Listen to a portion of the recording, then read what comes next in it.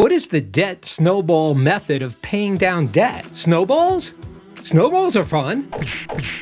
Okay, so what is the debt avalanche method of paying down debt? I can tell you, avalanches, they're not fun. Being in debt, feeling like you have a lot of debt that you need to deal with, it can be overwhelming. And you go online and you're looking at things like your credit cards and you're seeing the interest payments and you're trying to make the minimum payments on those cards.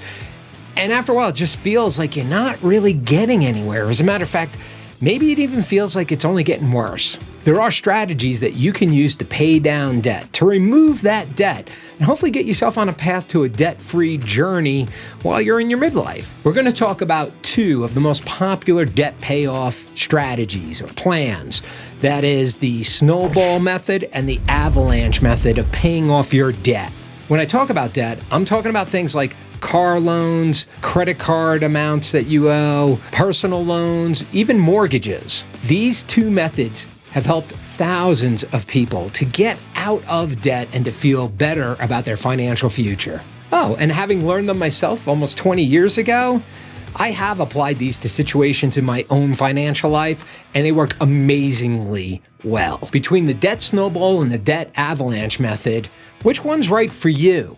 Let's walk through a couple of different scenarios so you can see how they work, and then you can decide.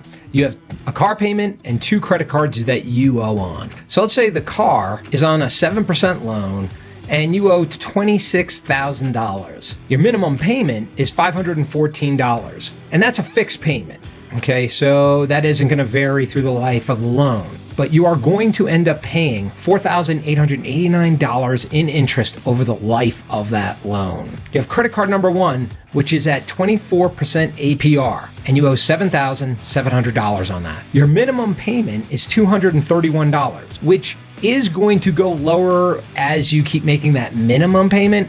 But the problem is, if all you do is make the minimum payments, you're going to pay $14,732 in interest, and it's going to take 328 months to pay that back. Then you got credit card number two, which you have at 22% APR. You owe $3,200. Your minimum payment is $90. Same as the other credit card, that minimum payment will go down over time as you're paying back that amount of money that you owe. But in the meantime, you're going to pay $5,226 in interest, and it's going to take 237 months to pay that back if all you're doing is paying the minimum. So in total, you owe $36,900. If all you do is make the minimum payments, then you will pay $24,848 in interest, and your debts will last 27.3 years. The first of the two methods is the avalanche payment method. In that method, you're going to rearrange your debt based on the highest interest at the top and then the smallest amount of interest, the lowest amount of interest at the bottom.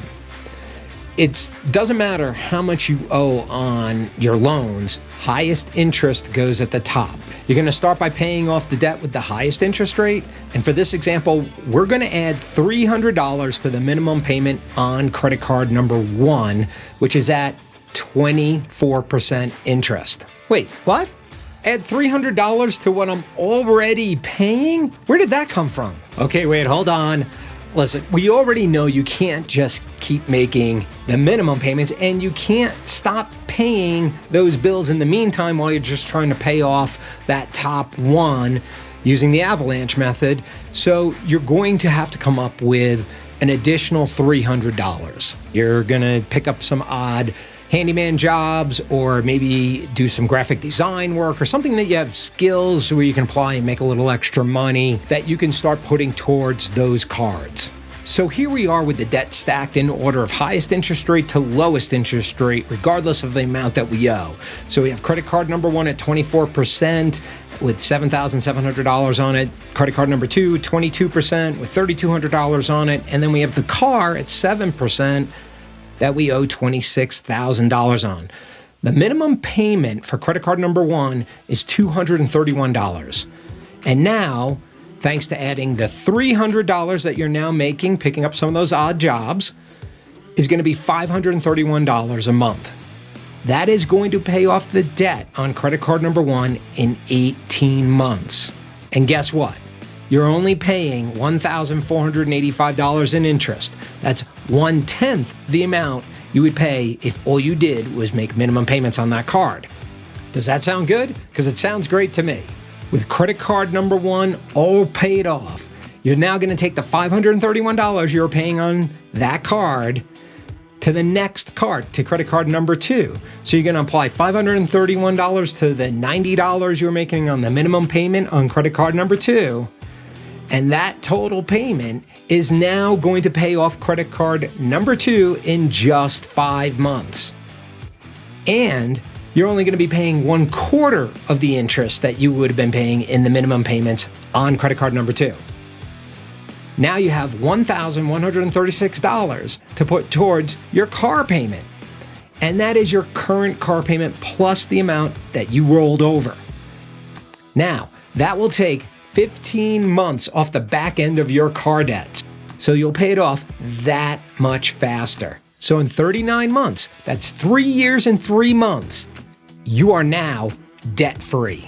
Think about it. Now you have an additional $1,100 a month that you can put towards whatever you want. At a minimum, you at least have $800 because maybe you decide you don't want to keep doing those odd jobs or the graphic design work, or maybe that turns into a business for you, a nice one. But at least you'll have $800 a month that you can now put towards other things in your life. Retirement savings, a great vacation, a rainy day fund, emergency expenses. I'm sure there's plenty of places you could put $800.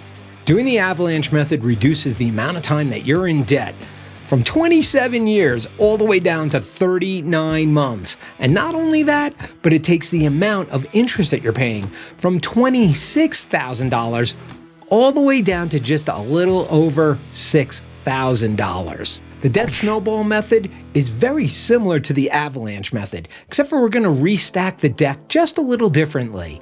Instead of putting the highest interest rate as being the one that we want to pay off first, we're actually going to start with the smallest amount. So let's take a look at this example for the Snowball Method. We're going to start by paying off credit card number two, which is at 22%. We owe $3,200. So the minimum payment for that is $90.67, but we're going to add that $300 to that $90.67, and we're going to pay that down. And then we're going to move over to credit card number one at 24% that we owe that $7,700 on. Now we've been making that minimum payment that started at $231. So now we're going to roll over the $390 that we were paying on credit card number two. And we're going to now use that money plus the $231, and we're going to pay down credit card number one as well. And then last, we're going to take that money and we're going to roll it over and we're going to apply it to paying down that car at 7% and pay down the remainder of that $26,000. After running all the numbers on this example of the Snowball Method of paying down your debt versus the Avalanche Method, oddly enough, it actually came out almost the same. I mean, it was very close to the same amount of interest as the Avalanche Method, so about $6,000. And then also it was about the same amount of time, 39 months. And that's not always going to be the case. So you always want to make sure that you check your own numbers. You want to do just a little bit of your own homework depending on what you're trying to pay off and the interest rates that you're working with that you need to be paying this down on. With the Debt Snowball, you just get to feel the win that much sooner because you're working with paying down the smallest amount first and then the next smallest amount, and then taking that money and rolling it over onto the largest amount that is left, so that you can feel like you're motivated and you're accomplishing something as you're paying that down. In most scenarios, the Debt Avalanche Method does save you more time and more money.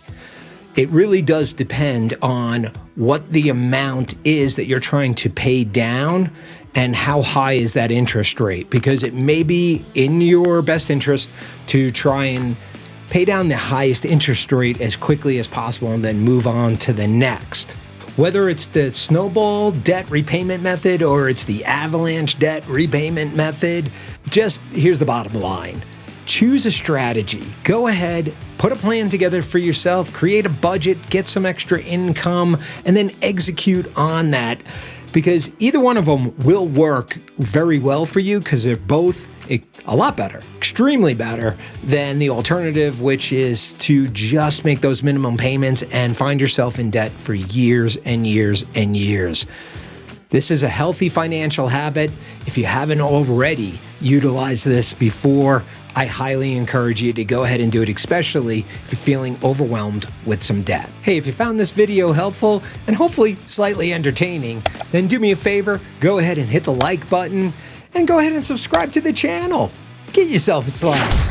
I'm Kyle Wilson with Midlife Pizza Slice, bringing you videos throughout the month on personal finance, health, and happiness. Until the next video, keep living the good life in your midlife.